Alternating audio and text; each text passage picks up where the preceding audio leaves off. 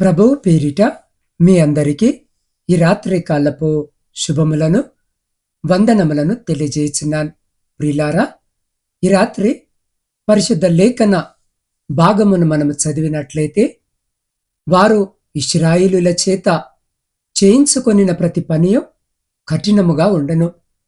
వారు జిగట వంటి పనులలోను, ఇటుకల పనులలోను, పొలములో చేయు ప్రతి పనిలోను కఠిన సేవ చేయించి వారి ప్రాణములను విసిగించిరి. నిర్గమకాండము 1వ అధ్యాయము 14వ వచనం. ప్రియ సహోదరి సహోదరులారా, దేవుని వాక్యము సెలవిస్తుంది, ఈ లోకములో మనల్ని విసిగించేవారు అనేకులు ఉంటారు. వారిని బట్టి కలవరపడకండి, వారి నుండి దేవుడు విడిపిస్తాడు అని. ఈ యొక్క లేఖన భాగమును చూస్తే ఈ మాటలు ఐగుప్తీయులను గురించి చెప్పబడ్డాయి. ఐగుప్తీయులు ఇశ్రాయేలీలను బహు కఠినంగా శ్రమలు పెడుతున్నారు. ఐగుప్తీయుల మనసు ఏంటంటే, వారి క్రింద ఎవరైనా సరే బానిసలుగా ఉండాలి అని అనుకుంటారు. వారెప్పుడు పైచేయిగా ఉండాలని ఆలోచన చేస్తూ ఉంటారు. వారికి ఎదురు మాట్లాడితే ఒప్పుకోరు.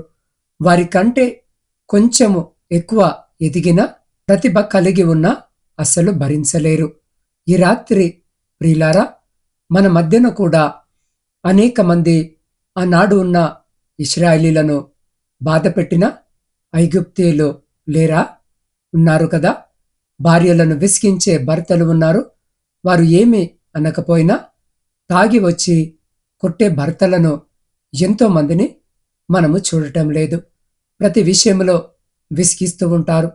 ఇంట్లో ఖర్చులకు ఇవ్వక, గృహ అవసరతలకు డబ్బు ఇవ్వకుండా, పిల్లలను పట్టించుకోకుండా ఎంతో మంది భర్తలు భార్యలను విసిగిస్తున్నారు. అదే సమయంలో భార్యలు కూడా కొంతమంది భర్తలను తెగ విసిగించేస్తూ ఉంటారు. కట్నము తెచ్చామనో, లేదా తామే తమ భర్తల కంటే మంచి ఉద్యోగము చేస్తున్నారనో తమ భర్తల్ని అణిచివేయాలని చూస్తూ ఉంటారు. అనుదినము చిత్రహింసలు కూడా పెడుతూ ఉంటారు. ఒక భర్త తన భార్య పెడుతున్న చిత్రహింసలను భరించలేక తనపై పెట్టినటువంటి తప్పుడు కేసును బట్టి కోర్టుల చుట్టూ తిప్పుతూ తనను విసిగిస్తుందనే విషయాన్ని బట్టి అతడు పురుగుల మందు తాగి చనిపోయాడు. ఇలాగే ఈరోజు అనేక మంది ఐగుప్తీయుల మనసు కలిగి ఉంటున్నారు. అత్తమామలు కావచ్చు, ఉద్యోగ స్థలాల్లో కావచ్చు, ఇలా రకరకాలుగా ఎంతో మంది విసిగించబడుతూ ఎవరికి చెప్పుకోలేక తమను తామే చంపేసుకుంటున్నారు, ఆత్మహత్యలు చేసుకుంటున్నారు. ప్రియ సహోదరి సహోదరులారా, ఒక వ్యక్తి ఆత్మహత్య చేసుకోవాలని నిర్ణయించుకున్నాడు అంటే అది అప్పటికప్పుడు తీసుకునే నిర్ణయం కాదు. ఏదో ఒక సమస్యను బట్టి ఎన్నో రోజులుగా విసిగింపబడుతూ ఏమి చేయలేక చివరకు ఆ నిర్ణయము తీసుకుంటారు. ఇక్కడ వాక్య భాగములో మనము చూస్తే ఐగుప్తీయులు విసిగిస్తున్నారు, అణిచివేస్తున్నారు. ఎలా అంటే వాక్యము సెలవిస్తుంది, ఇశ్రాయేలీయుల చేత ఐగుప్తీయులు కఠినముగా సేవ చేయించుకున్నారు. వారు ఇశ్రాయేలీయుల చేత చేయించుకొను ప్రతి పనియు కఠినముగా ఉండెను. జిగటమంటి పనిలోను, ఇటుకల పనిలోను, పొలములో చేయి ప్రతి ఒక్క పనిలోను కఠిన సేవ చేయించి వారి ప్రాణములను విసిగించిరి అని అంటే, వారి ప్రాణములను విసిగించిరి అని అంటే, వారు సాధారణముగా చేసే పని కంటే ఎక్కువ పని చేయించేవారు. సమయముతో సంబంధము లేకుండా కఠినముగా పని చేయించేవారు. దాని వలన వారి ప్రాణము విసిగిపోయిందంట. అంటే ఇక ఈ జీవితము ఎందుకు, చచ్చిపోతే అయిపోతుంది అనే ఆలోచనలు బహుశా వారికి వచ్చి ఉండవచ్చు. అయితే ఇశ్రాయేలీయులకున్న మంచి లక్షణము ఏంటంటే, వారిలో ఎవరు కూడా ఆత్మహత్యలు చేసుకోలేదు. అలా అని ఐగుప్తీయులను కూడా ఎదిరించి వారితో గొడవ పడలేదు. మరేమి చేశారు అనంటే వాక్యము సెలవిస్తుంది, తాము చేయిచున్న వెట్టి పన్నులను బట్టి నిట్టూర్పులను విడుచుచు మొరపెట్టారు అని దేవునికి వారి యొక్క సమస్యను చెప్పారు. అంతేగాని తిరిగి వారికి వారుగా ఆలోచించలేదు, చనిపోలేదు. వారి యొక్క మొర విన్నటువంటి దేవుడు వారిని వదిలివేశాడా? లేదు కదా. మోషేను పంపించి అద్భుత రీతిగా వారిని ఆ బానిసత్వము నుండి బయటకు తీసుకుని వచ్చాడు. ఈ రాత్రి ఈ వాక్యము వింటున్న ప్రియ సహోదరి సహోదరుడా, నీవు కూడా బహుశా ఈ రాత్రి విసిగించబడుతున్నావేమో. ఐగుప్తు స్వభావము కలిగినటువంటి మనుషులు నీ చుట్టూ ఉన్నారేమో. కన్న కొడుకు దారి తప్పిపోయిన కన్న కూతురు దారి తప్పిపోయి నీకు చెడ్డ పేరు తీసుకొస్తుందేమో.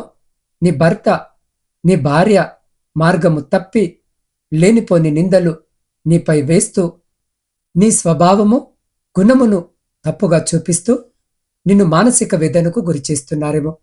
నువ్వు చేస్తున్న పనిలో నీ యజమాని కావాలని నీతో ఎక్కువ పని చేయించుకుంటూ ఉన్నాడేమో.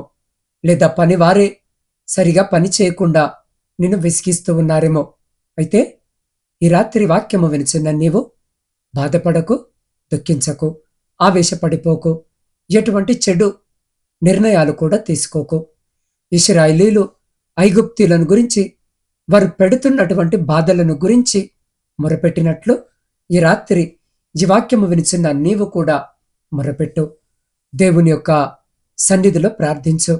నీకు దేవుడు వారి నుండి విడుదలనిస్తాడు, వారి హృదయాలను మారుస్తాడు. వారి ద్వారా నీకు ఇక ఇబ్బందులు లేకుండా చేస్తాడు. కాబట్టి విశ్వాసముతో ధైర్యము కలిగి జీవించాలని దేవుడు కోరుకుంటూ ఉన్నాడు.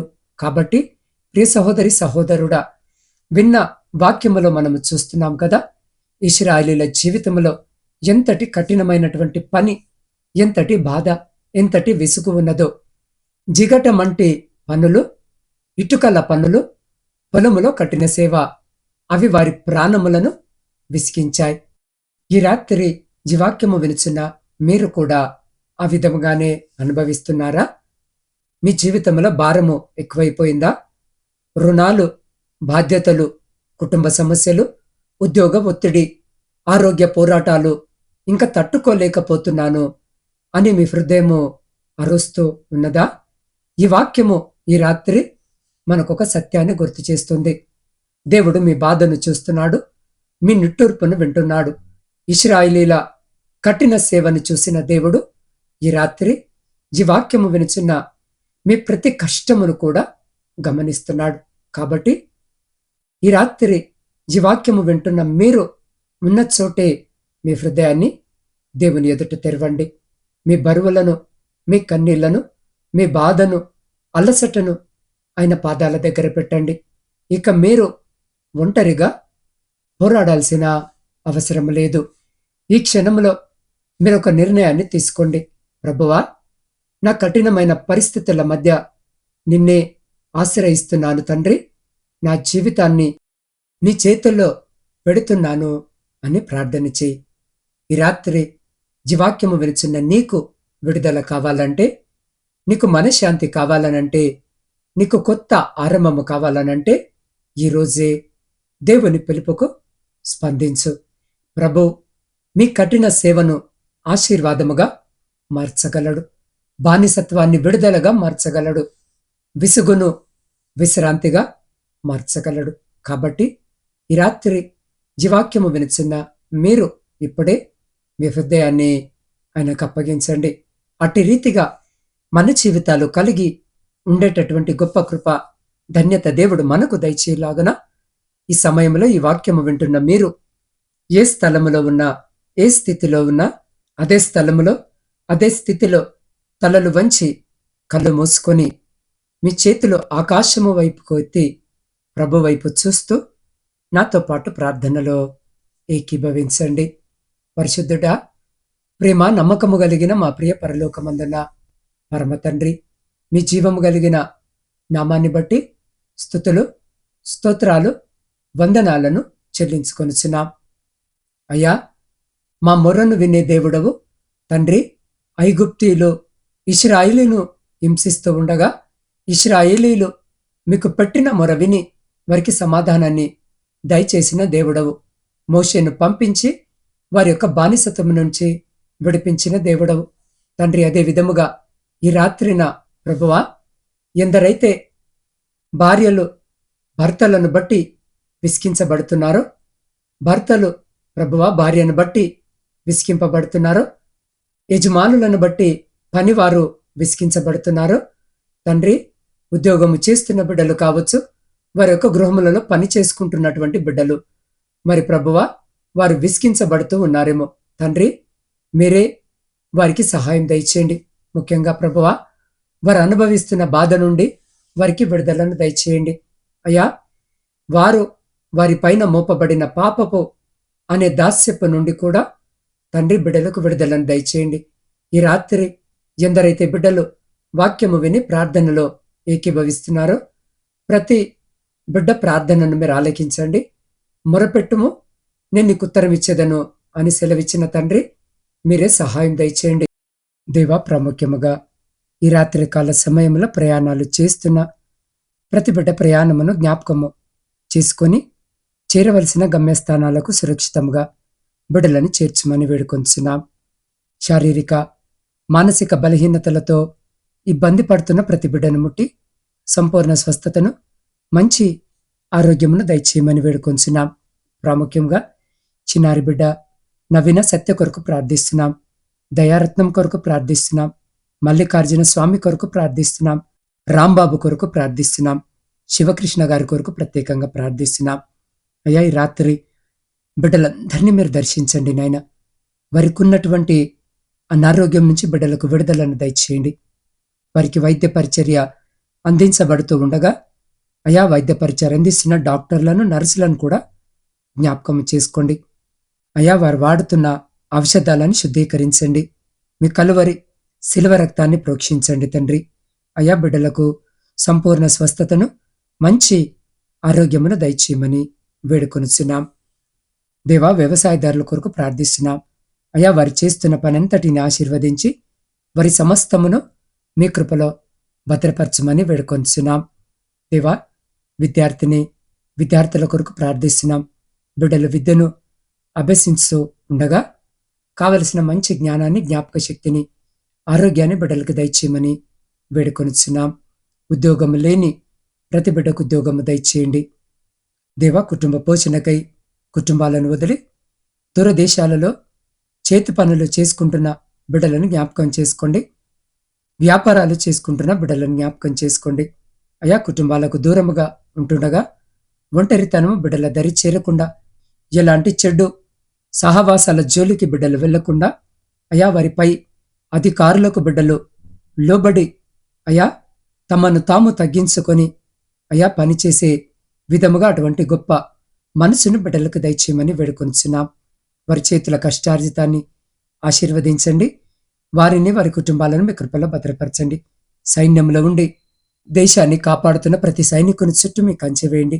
ప్రతి శత్రువు, ప్రతి అపాయం నుంచి మీరే బిడ్డల్ని కాపాడి వారిని, వారి కుటుంబాలను మీ బలమైన రెక్కల చాటున భద్రపరచమని వేడుకొనుచున్నాం. దేవా, ఆర్థిక సమస్యలు, అప్పుల భారముతో నలిగిన స్థితిలో మీ వైపు చూస్తున్న ప్రతి బిడ్డ జీవితంలో నుండి ప్రతి ఆర్థిక లేమిని, అప్పుల భారమును తీసివేయమని వేడుకొనుచున్నాం. దేవా, వివాహాలు జరిగి సంవత్సరాలు గడుస్తున్న గర్భఫలములు లేక కన్నీటితో రాత్రి మీ వైపు చూస్తున్న ప్రతి బిడ్డ గర్భాన్ని ముట్టి ప్రతి బిడ్డకు గర్భఫలము దయచేయమని వేడుకొనుచున్నాం. దేవా, వృద్ధుల కొరకును, వితంతుల కొరకును, శ్రమలను అనుభవిస్తున్న ప్రతి బిడ్డ కొరకు ప్రార్థిస్తున్నాం. ఒంటరి జీవితాన్ని గడుపుతున్న బిడ్డల కొరకు ప్రార్థిస్తున్నాం. ఈ రాత్రి ప్రతి బిడ్డని జ్ఞాపకం చేసుకొని బిడ్డలకు మీరు తోడుగా ఉండమని వేడుకొనుచున్నాం. దేవా, మీ సేవకుల కొరకును, సేవకురాండ్రు, వారి కుటుంబాలు, వారి పరిచర్య అంతటిని ఈ రాత్రి మీ పాద సన్నిధిలో పెడుతూ ఉండగా అయ్యా, మీరు బిడ్డల్ని జ్ఞాపకం చేసుకొని ఏ ప్రాంతంలో మీ స్వార్థ పరిచర్య జరిగించబడుట లేదో ఆయా ప్రాంతాలకు నీ బిడ్డలను నడిపించి వారి ద్వారా అక్కడ రక్షణ సువార్త విని అనేకులు రక్షణ మారు మనసు పొందే కృపను దయచేయమని వేడుకొనుచున్నాం. దేవా, వివాహాల కొరకు సిద్ధపడుతున్నా, వివాహాలు జరగక మీ సహాయం కొరకు ఎదురు చూస్తున్న ప్రతి బిడ్డ కావలసిన సహాయము దయచేయమని వేడుకొనుచున్నాం.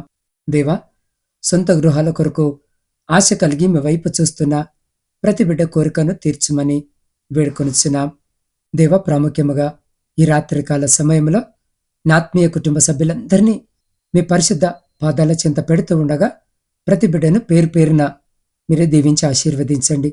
ఈ బిడ్డ, ఈ అక్కర, ఈ అవసరత ఏ కన్నీటితో మీ వైపు చూస్తున్నాడో నాకైతే తెలియదు, కానీ వారి హృదయ అంతరంగాన్ని ఎరిగిన దేవుడు వింటున్నావు. అయ్యా, ఈ రాత్రి బిడ్డలను ప్రత్యేకంగా జ్ఞాపకం చేసుకొని మీ కృపలో భద్రపరచమని వేడుకొంచున్నాం.